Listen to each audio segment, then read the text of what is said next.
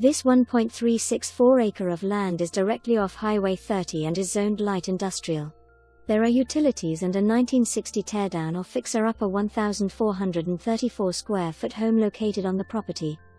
This is an excellent location for a strip center, freestanding building, convenience store, or any business development. An apartment complex is to be built to the left of this property.